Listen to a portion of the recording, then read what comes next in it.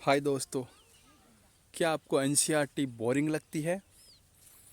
क्या आपको एनसीईआरटी की लैंग्वेज काफ़ी कठिन लगती है जो समझ में नहीं आती? क्या आप एनसीईआरटी के बड़े बड़े लेसन को पढ़ने में काफ़ी दिक्कत महसूस कर रहे हैं? या फिर कॉम्पिटिटिव एग्ज़ाम की आप तैयारी कर रहे हैं और नोट्स बनाने की सोच रहे हैं? आपके इन सब समस्याओं का हल इस यूट्यूब चैनल में आपको मिलेगा। हेलो दोस्त, मैं के हमारी YouTube channel the back benchers में आपका स्वागत करता हूं। यहाँ हम पढ़ रहे हैं क्लास 10 का पार्ट 2, कृषि जो लेसन चल रहा है उसका पार्ट 2 हम पढ़ रहे हैं। और इसमें हम देख रहे हैं कि शस्य प्रारूप। शस्य प्रारूप से हमारा तात्पर्य है भारत में जो फसलें होती हैं उनका कैसा प्रारूप है। भारत में 3 शस्य ऋतुएं होती हैं, खरीफ, रबी और जायद। यानी भारत में एक साल के अंदर जो फसलें प्राप्त की जाती हैं उसके अंदर 3 प्रकार की फसलों को बांटा गया है ऋतुओं के अनुसार, सीजनल, खरीफ की, रबी की और जायद की। तो चलिए इन्हीं फसलों में कुछ मुख्य फसल हैं जो आपके एग्ज़ाम्स के नज़रिए से काफ़ी इम्पोर्टेंट है, उनके बारे में हम यहाँ पर ब्रीफली पढ़ते हैं। तो कुछ मुख्य फसलों में हम सबसे पहले जो फसल है उसका देखेंगे, ये है चावल यानी राइस। राइस की लिए जो कुछ इम्पोर्टेंट बातें हैं जो हमें ध्यान में रखनी है वो हैं, पहली, हमारे देश चीन के बाद चावल उत्पादन में दूसरा स्थान रखता है। पूरे वर्ल्ड में अगर देखें तो चाइना चावल का, राइस का सबसे ज़्यादा प्रोडक्शन करता है, उसके बाद में दूसरा स्थान है भारत का। दूसरा है, यह एक खरीफ की फसल है। अगर ये क्रॉप्स किस में आती है? खरीफ के अंदर आती है। चावल की फसल को हम खरीफ की फसल के रूप में बोते हैं। उगाने में इसके लिए जो टेम्परेचर है वो हाई से हाई टेम्परेचर है, 25 डिग्री सेल्सियस से ऊपर ही चाहिए। और आर्द्रता यहाँ पर कम से कम जो ह्यूमिडिटी होती है वो 100 सेंटीमीटर से अधिक वर्षा वाली होनी चाहिए। मतलब ऐसा स्थान जहाँ का टेम्परेचर 25 डिग्री सेल्सियस से लेके उससे ऊपर रहता है, और जहाँ पर वर्षा का जो वार्षिक अनुपात है, औसत है, वह कम से कम 100 सेंटीमीटर से अधिक होना चाहिए। अगर इससे कम है, ऐसी बात नहीं है कि जिन क्षेत्र में 100 सेंटीमीटर एवरेज है वर्षा का उसी क्षेत्र में चावल बोया जाता है। भारत के कई ऐसे क्षेत्र हैं जहाँ पर चावल सिंचाई के थ्रू भी बोया जाता है और वहाँ काफ़ी पैदावार हो रही है। जिसका एक अच्छा एग्जाम्पल है राजस्थान का गंगानगर और हनुमानगढ़, क्योंकि वहाँ पर जो इंदिरा गांधी नहर है उसका उपयोग करके वहाँ पर भी चावल का काफ़ी अच्छा प्रोडक्शन हो रहा है। लास्ट पॉइंट है प्रमुख चावल उत्पादक राज्य। भारत में जो सबसे अच्छा प्रोडक्शन करते हैं उसमें है पंजाब, हरियाणा। पंजाब हो गया, हरियाणा हो गया, यूपी, बिहार, वेस्ट बंगाल, उड़ीसा आदि। ये इम्पोर्टेंट हैं जो सबसे ज़्यादा चावल उत्पादक करते हैं। इसके अलावा भी काफ़ी स्टेट हैं जहाँ पर चावल का प्रोडक्शन किया जाता है, बोया जाता है। अभी नेक्स्ट में हम देखते हैं गेहूँ। तो अगर गेहूँ की बात करते हैं हम यहाँ पर, तो गेहूँ भारत की ऐसी दूसरी फसल है जो सबसे ज़्यादा देश के लोगों द्वारा, हमारे द्वारा उपयोग में ली जाती है। यह देश की दूसरी सबसे मुख्य खाद्यान्न फसल है गेहूं। और इसके कुछ मुख्य पॉइंट्स इस प्रकार हैं। देश की दूसरी प्रमुख खाद्यान्न फसल है जो देश के उत्तरी और उत्तरी पश्चिमी भागों में पैदा की जाती है। यह एक रबी की फसल है।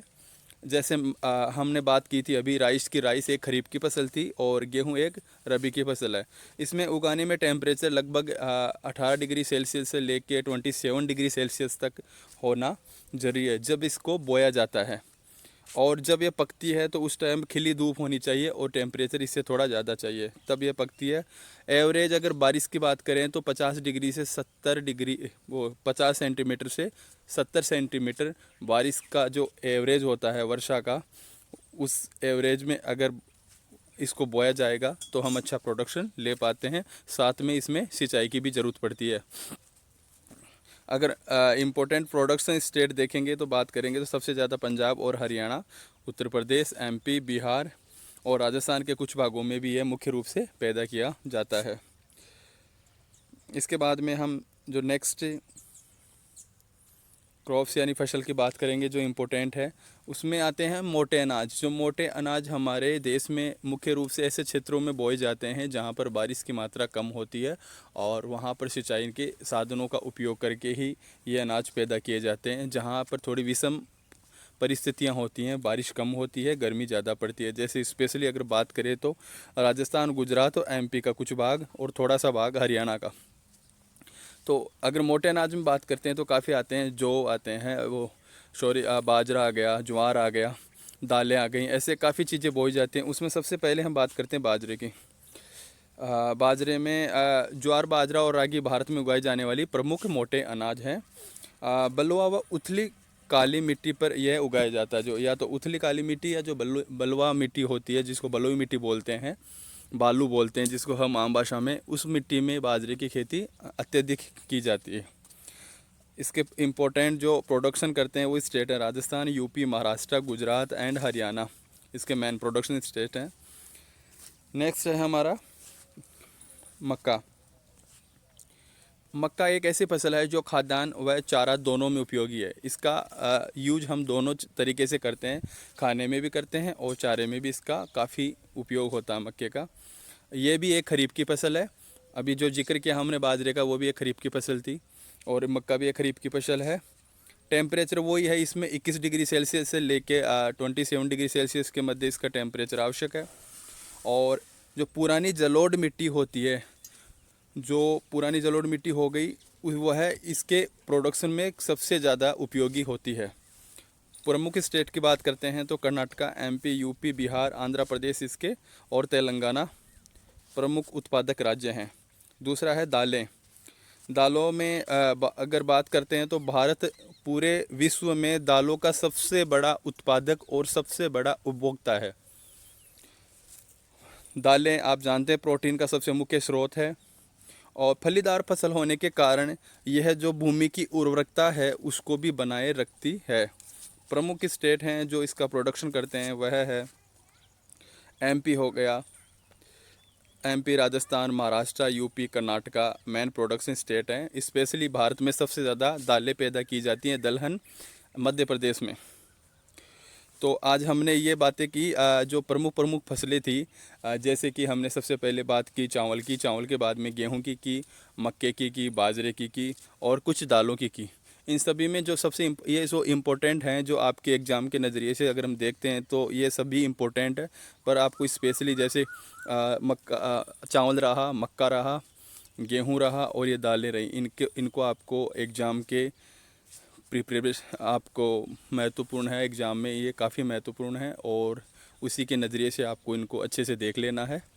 इसके अलावा कुछ और फसलें रह गई हैं जिनमें व्यापारिक फसलें आती हैं, उनको हम नेक्स्ट पार्ट में कंप्लीट करेंगे।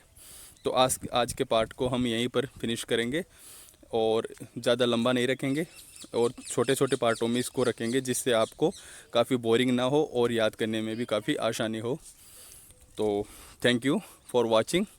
और अगर आप फर्स्ट बार में इसको वॉच कर रहे हैं यूट्यूब चैनल को तो प्लीज़ सब्सक्राइब इट, जिससे आपको टाइम टू टाइम मेरी वीडियो का इंटीमेट होता रहे। Thank you again.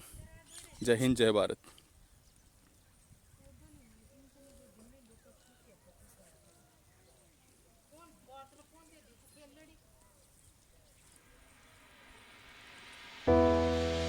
We are the brave, we are the bold.